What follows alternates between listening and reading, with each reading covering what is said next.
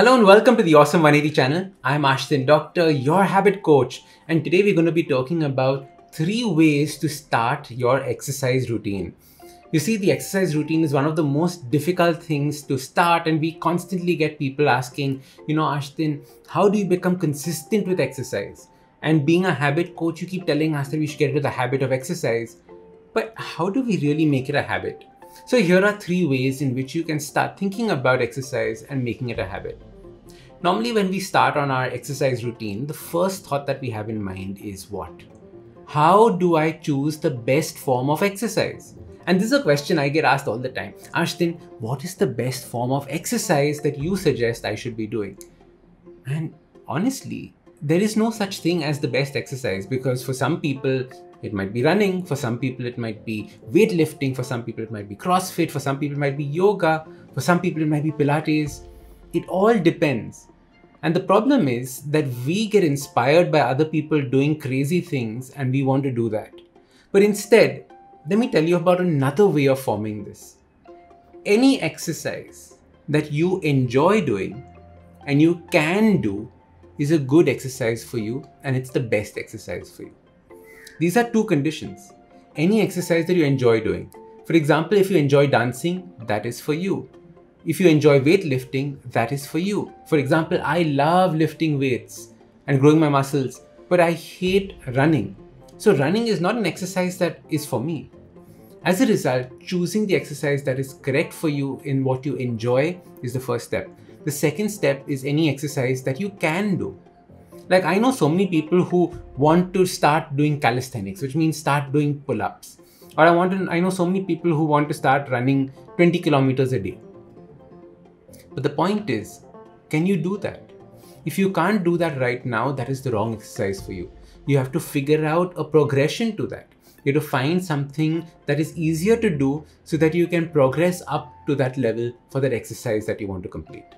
So understanding the best exercise is a function of these 2 factors.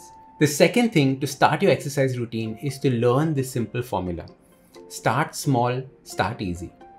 When I was starting my weight loss journey and I had a nice big stomach and a nice big tummy and all of that, I had no strength in my body. I tried doing the most hardcore of programs. I tried doing Insanity. I tried doing P90X, P90X3, anything that I could get my hands on at that time. Because remember, this is 7-8 years ago.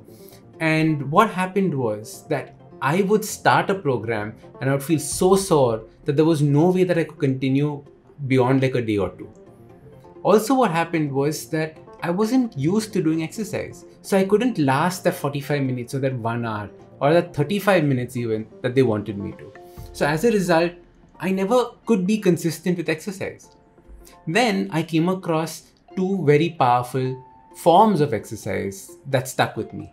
The first was called a 7-minute scientific workout. So that was very simple. You just had to do a certain set of squats, a certain set of push-ups, a certain set of this, a certain set of that, and you were done. In 7 minutes, I was done. So what I started doing was I started doing that as an exercise. And believe it or not, I couldn't last for those 7 minutes. I was so tired by minute 5, minute 4, but I pushed it because it was just 2 minutes more, just 2 minutes more. So being small, I could do it because that mental block hadn't set in. The second was make it easy. So instead of doing something very hardcore, see how you can tone it down to doing something easier so that you can slowly progress in that exercise. So the second form of exercise that I learned was something called Tabata.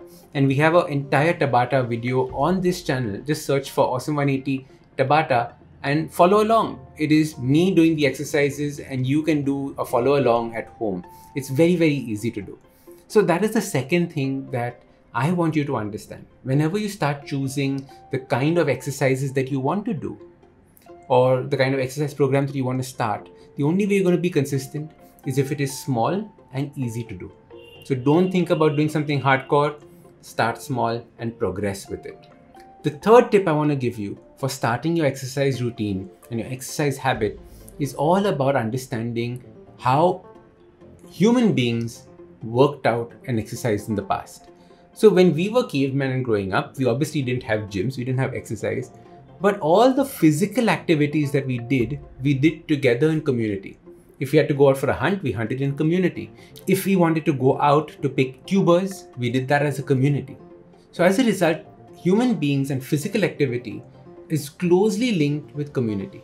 So if you want to start an exercise program, think community. So what I did when I wanted to start my exercise routine again, because I'd gone for the trek and I'd come back and it was just too much to start, was I started doing this along with my friends.